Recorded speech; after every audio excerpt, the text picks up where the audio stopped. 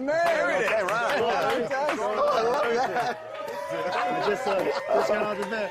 What's up, y'all? What's going on, man? How's everything? Congratulations. Yes, man. Thanks a lot. God. Yeah. Wow. All right. Yes, yes. So we're going, son. Yeah, man. Shoes off? Yeah, just to relax. I'm in LA. Why not take the shoes off? So we are awestruck. Oh, man. Do you remember, right when you got to town and you came here, we were just talking about it, that you were saying, I'm going to win a championship. And it's like, not only did your team win, but you personally won a championship. It was amazing that Kobe put me in a situation because, you know, Kobe could have made that shot at the end. And then, you know, he makes so many game winners and people love that about him. And he gave me a chance to, you know, just. But you delivered. You delivered. And it was just amazing. What did it feel feeling. like? I mean, so when you took the shot, I mean, it was so exciting. Were you nervous? Did you, what did you think just as the ball was leaving your hand? Well, at first, Fisher hit the three to tie it up.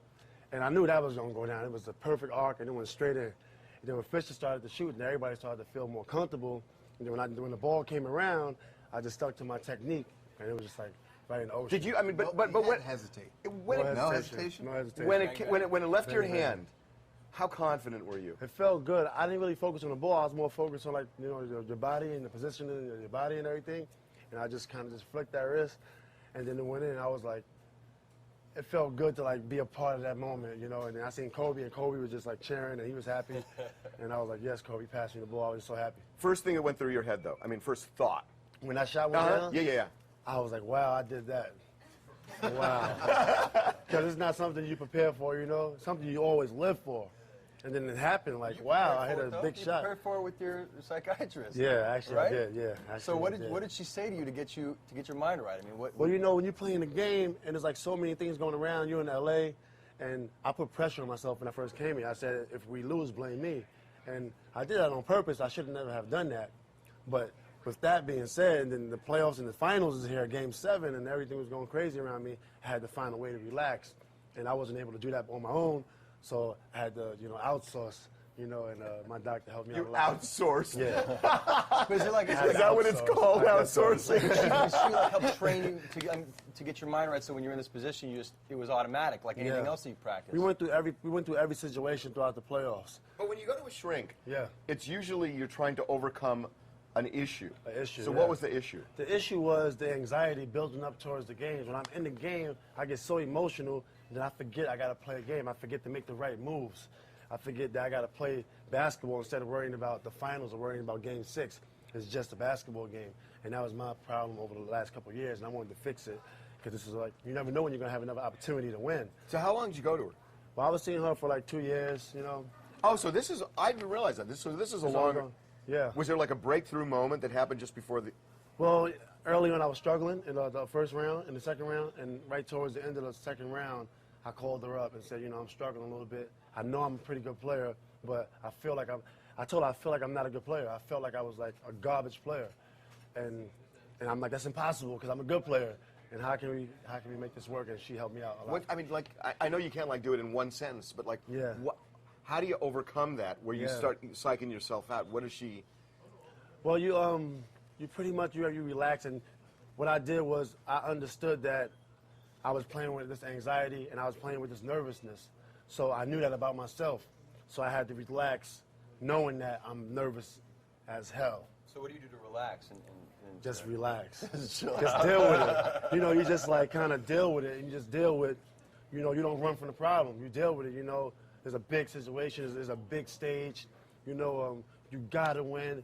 You keep the pressure on yourself, and you relax right in the middle of the storm. So it's like you're right in the eye of the storm, and everything's around you. You just calm, and that's why in Game 7 I was probably the most relaxed, person. Phil Jackson called him the MVP of the game. I know. He did. Well, you were. It was amazing. Well, I think it was amazing. It was fun, man. I think probably for that game, but overall, Kobe Bryant was unreal. He's not too bad. He's not too bad. Okay, so when you were down 13, was there ever a feeling like, oh, this game slipped away from us? It was. We was down 13, and I'm like, you know what? Boston is not going to give us this lead back. And then when they finally give us some life, but we kept pushing, and Fisher gave us a speech right at the beginning of the fourth quarter. And he said, guys, we got to just play basketball. Don't worry about the score. Go out there and have fun. And when Fisher said that, everybody just kind of changed their whole facial expressions and was confident. So you almost have to get far enough behind that you don't feel the pressure of the moment. It's just kind of like you got to go for broke. You got to like throw a Hail Mary and football equivalent. And yeah, I think sports and Harvey Levy. Here we go. no, but if you were 4 points behind, Yeah. it would be maybe harder than if you were 13 points behind, because when That's you're true. 13 behind, you go for broke. it's true. When you're 13 behind, you are trying to go for broke. You're trying to, get every. What? It's different in the West. If you're 13 behind in the West, you can make it back. But in the East, like if you're down 4 in the East, it's really hard. It's a different style of basketball. Luckily for me, More I played half-court, right. I played in the East, and it's all half court, so I know how to play that grind out basketball. Do you remember? I mean, so much has happened to you. You probably don't remember, but when you were here a year ago, and we were talking about, it's like when you dribble down the court and you look around and you see Jack Nicholson and all these stars. Wow. It's like we were saying, do you think you're going to be starstruck? You're a bigger star than everybody there now. I mean, in a year, you became a bigger star than all these people. Yesterday. You didn't get a parade. Parade yesterday. In fact, I don't think Jack Nicholson's ever had a parade in LA. Did you see the video on the website? We had you in the club. Yeah, I seen that. Yeah, that was great. With a bottle, Yeah, I seen We don't that. have any vodka here today. I saw that. It was great. Actually, we I didn't take a shower in 2.5 days after the game. It was crazy. Well, I they just timed kept the out uniform perfectly on. then.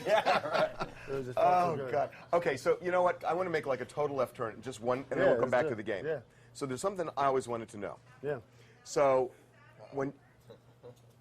Okay, I mean, I wasn't counting, but you were 13 minutes late. I was It's the 13 same minutes number of late. points you were behind. Same number. And we made it. And we made And it you work. made it. We made it Okay, work. but you were also late Yes. for the playoffs when you were with Houston. Yeah, I was. And there was an incident Yeah. where you ran out in your underwear to the bus. Yeah.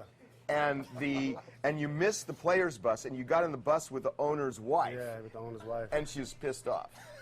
Is that what happened? I don't That's know what the I whole heard. story. That's what you heard? That's what I because heard. what happened was, like, we was going to the games with the team by ourselves the whole time, so I didn't expect the owner to be on the bus. So when I have my underwears on, and it was like boxer shorts, actually. Oh, okay. Nice, sexy boxer shorts. And when I get on the bus, I had to get dressed, so I had to get dressed on the bus, and I didn't expect her to be on the bus. I would never disrespect, her like that, but, unfortunately. I mean, there's this big story about maybe that's why you ended up leaving Houston. Well, Did you ever hear? I heard something like that, and I put so much work into Houston, I was like, I didn't need to negotiate. I thought I negotiated during the season already, during my play. And then when I heard that my agent said, they're thinking about negotiating, I said, okay, what LA saying? Let's go, bang, we out of here. And it was that simple. But I love Houston. Destiny, because then you went up in LA. And you It's won a destiny. championship. It's Everything destiny. happens for a reason. But I miss my Houston guys. I love them. So it's like if one of the Beatles left and they brought a new person in, they'd have to prove themselves because the Beatles were such a tight group. Yeah. And so you came in from the outside, and you're now part of that group. You're true. like in there, part of it. You're not the new guy. You're the guy. Yeah, It's I mean- amazing. It's just like amazing. Really excited. It's so exciting. It was crazy. It was just a great feeling. My first ring, and I got drunk out my mind. For right now, I'm still got a couple more days to party.